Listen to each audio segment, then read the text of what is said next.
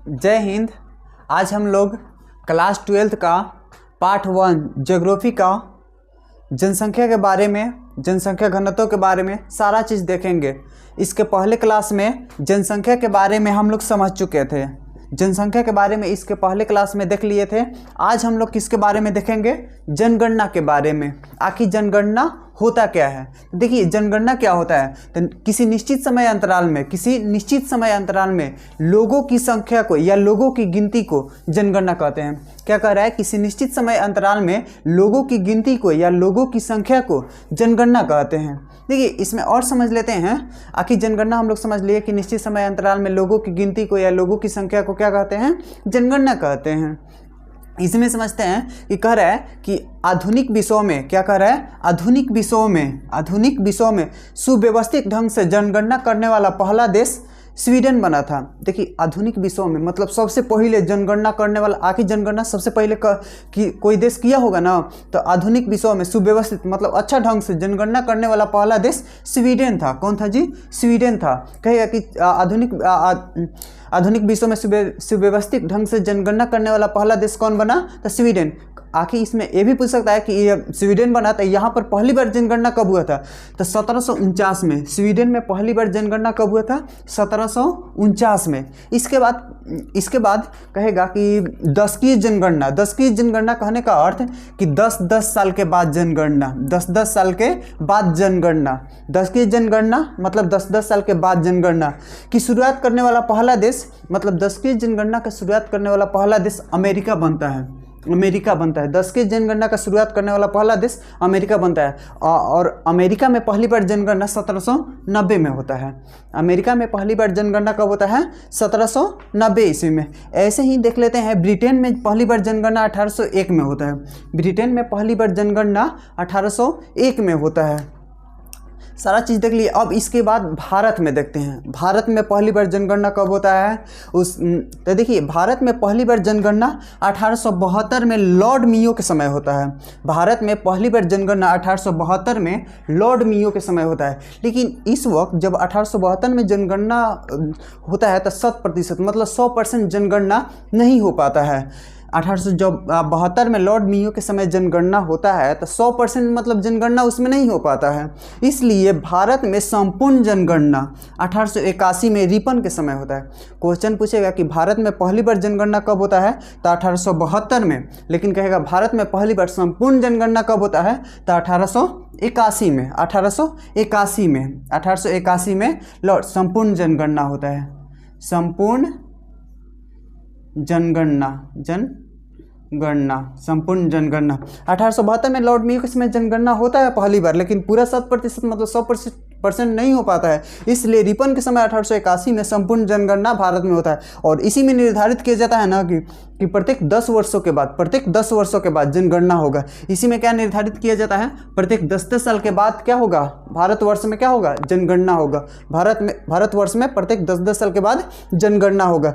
और उसी समय से अब हर एक साल भारत में 10 वर्षों के बाद जनगणना होता है। उसके बाद 1881 में हुआ होगा, तो फिर उसके बाद 1891 में, 1901 में, ऐसे करके जनगणना होता है। लेकिन 2011 फिर उसके बाद देखें कह देगा कि भारत में जाति आधारित जनगणना कब हुआ था? भारत में जाति आधारित जनगणना 1931 में हुआ था। भारत में जाति आधारित जनगणना कब हुआ था? 1931 में।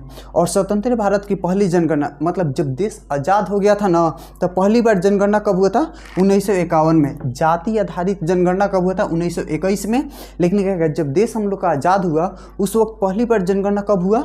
1951 में। ऐसे ही अभी हम लोग किस जनगणना के अनुसार चल रहे हैं? 2011 की जनगणना के अनुसार। किस जनगणना के अनुसार? 2011 की जनगणना के अनुसार।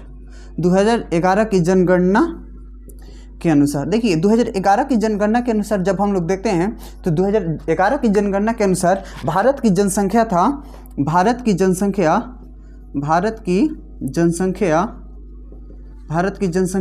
121 करोड़ था। 121 करोड़। कहेगा कि भारत की जनगणना 2011 की जनगणना के अनुसार भारत की जनसंख्या कितना था, 121 करोड़। 2011 की जनगणना के अनुसार भारत की जनसंख्या कितना था, 121 करोड़, जो पूरे विश्व का 17.5% था, जो पूरे विश्व का 17.5% था। इसके बाद इसी में पढ़ेंगे कि बाय द पशुओं में जनगणना, इसी में थोड़ा सा देख लेते हैं। जनसंख्या नीति कहेगा कि पहली बार, क्या कहेगा जी, पहली बार जनसंख्या नीति, पहली बार जनसंख्या नीति कब लागू किया गया था, कब लागू हुआ? पहली बार जनसंख्या नीति 1976 में आया था। पहली बार जनसंख्या नीति, देखिए जनसंख्या नीति जब पहली बार जनसंख्या नीति 1976 में आया ना, तो जनसंख्या नीति इसलिए आया था जनसंख्या पर कंट्रोल पाने के लिए, मतलब जनसंख्या रोकने के लिए। इंदिरा गांधी के समय आया था जनसंख्या नीति 1976 में। इंदिरा गांधी के समय आया था पहली बार जनसंख्या नीति, इंदिरा गांधी के समय आया था। और दूसरी बार जनसंख्या नीति, ये पहली बार आया था, और दूसरी बार जनसंख्या नीति आया था अटल बिहारी वाजपेयी। दूसरी बार, सेकेंड बार जनसंख्या नीति कब आता है, किसके समय आता है, अटल बिहारी वाजपेयी। दूसरी बार अटल बिहारी वाजपेयी द्वारा आता है कि जब दूसरी बार अटल बिहारी वाजपेयी द्वारा जनसंख्या नीति आता है, और ये आता है 2000 में। इसका भी मेन मुद्दा था जनसंख्या पर नियंत्रण करने के लिए, और इसी में निर्धारित किया गया ना कि शादी का उम्र इसी में निर्धारित कर दिया गया था। अटल बिहारी वाजपेयी द्वारा जो जनसंख्या नीति आता है इसी में निर्धारित किया गया था, कर दिया जाता है ना कि जो लड़कियों का उम्र और लड़कों का उम्र विवाह का होना चाहिए। लड़की का उम्र 18 वर्ष होना चाहिए, लड़की का उम्र 18 वर्ष होना चाहिए, और शादी करने का लड़की का उम्र 18 वर्ष होना चाहिए, और लड़का की उम्र 21 वर्ष होना चाहिए। 21 वर्ष लड़का की उम्र होना चाहिए। ये टोटली जनसंख्या के बारे, जनगणना के बारे में हुआ। और इसी में थोड़ा सा वन से संबंधित जनगणना कब आया, फिर से पशु में जनगणना की शुरुआत कब हुई।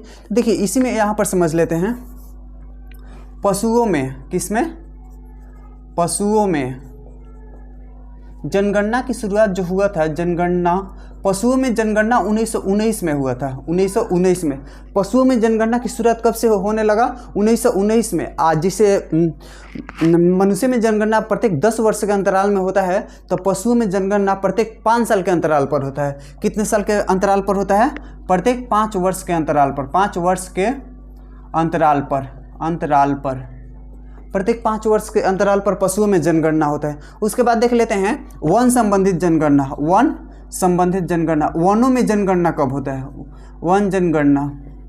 देखिए वन में जनगणना की शुरुआत 1987 ईस्वी में शुरू किया गया था। वन में जनगणना कब शुरू किया गया था, 1987 ईस्वी में शुरू किया गया था। 1987 ईस्वी में किया गया, जिससे पशुओं में जनगणना प्रत्येक 5 साल के बाद होता है, तो वन में जनगणना प्रत्येक 2 वर्ष के अंतराल पर होता है। कितने समय के अंतराल पर, 2 वर्ष के अंतराल पर, 2 वर्ष के अंतराल पर, 2 वर्ष के अंतराल पर। फिर से देख लेते हैं, मतलब इस चैप्टर में जनगणना के बारे में टोटली चीज़ डिस्कस हो गया। आशा है कि आपको समझ में आया होगा ये सारी चीज़ें। तो इसके बाद हम लोग अगला क्लास में पढ़ेंगे जनसंख्या घनत्व। फर्स्ट क्लास में हम लोग देख चुके हैं जनसंख्या के बारे में, और ये सेकेंड क्लास है जनगणना के बारे में। इसके बाद अगला क्लास आएगा जनसंख्या घनत्व के बारे में। तो इतना के लिए जय हिंद। आशा है कि आप लोग को इतना क्लास समझ में आया होगा। आगे